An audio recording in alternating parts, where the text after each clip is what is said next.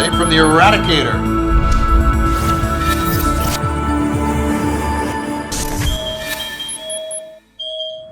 Alright guys, I am now in Star Citizen. This is the first time I'm actually playing and recording at the same time in front of Vantage Rentals at Lorville. And so we were told on Spectrum that now Star Citizen has more rental ships, especially to accommodate players who want to do cargo hauling missions but may not have a cargo hauler that may be appropriate for their mission. So let's check it out and let's see if it is true. I'm going to have a look here at the Vantage rental interface, and I'll go from the top to the bottom.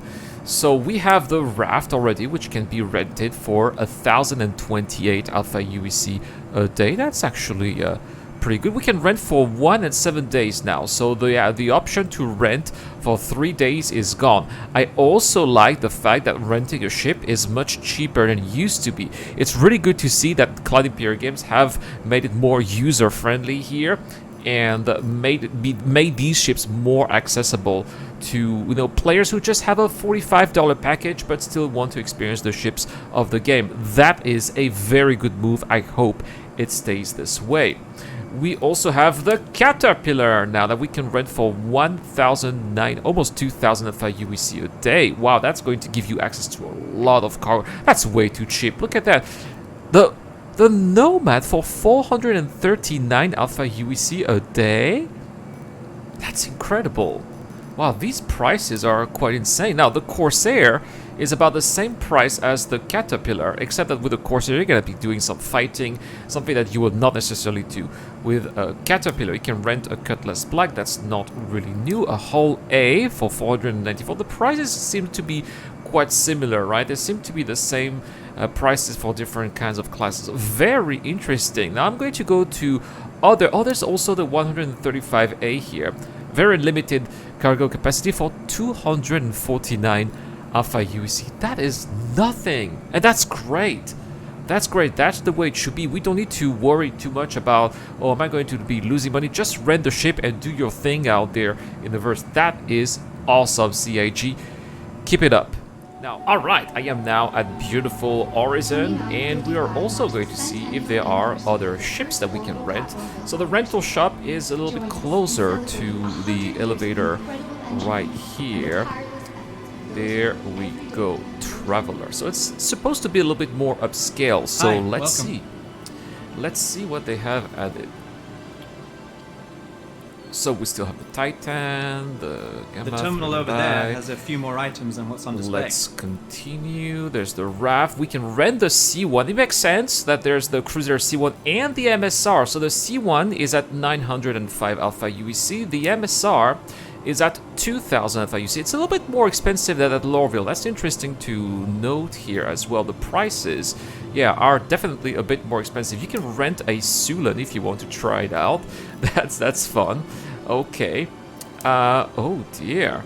The 315P is at 29,000 Alpha UEC a day. That's how much it's going to cost you here for that. I think that they forgot to update the price of the 315. Yeah, these are basically the old prices, right? They used to be this expensive, but now they are much cheaper. I don't know if that's on purpose, if they forgot a zero, or if these are the new price, but I would much rather have ships that are this cheap, because in reality, it doesn't cost that much to rent a car for real as well, right? You can rent a car for $100 a day. It's a cheap one, but sure, right? Or you can rent a sedan for $200, or a luxury sedan for $300 a day, where it would cost you $60,000, $70,000. So it definitely makes sense. Anyway, that's basically it here. So yeah, definitely an interesting selection. Because we're on Crusader and they have Crusader ship. Yeah, definitely makes sense. We are going to, I don't think they have rentals on Area 18, but we are going to go to New Babbage next. Alright, now at New Babbage, Regal Luxury. So that's another luxury rental here. Let's see what they have.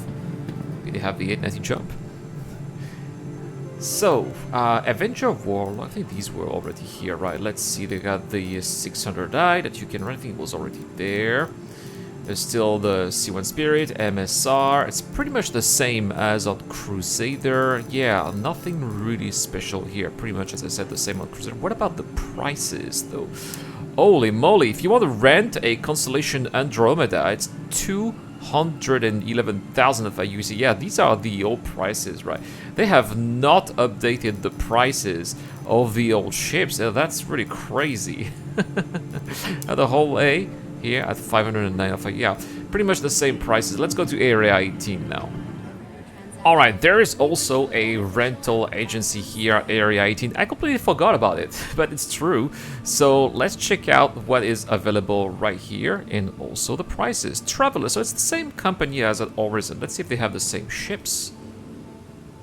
Alright, retrieving data, and here we can rent still the Raft, the Nomad, the Corsair, Cutlass Black, Sulan. Okay, not anything too exceptional. It's pretty much the same as what we've seen at other places. But we also need to check out the space stations too. I suspect that the space stations have all the same ships because that's what it's been before, and it's probably what it's going to be also from now. We were also told that the Raft is not for rental right now, so we should not be expecting to see it in rental shops. But let's go and let's have a look. Alright, I am now at Bajani Point, the station above Area 18, and in front of the cargo services. So let's go, let's check it out, and let's see if we can also rent more cargo ships, if this has been updated or not. So there's the rentals here, very simple. You're looking for the cargo terminal. It looks like they have not been updated here, so do not go to the stations, or at least not updated yet. That's good to know. You can also see here the old prices, which were really expensive.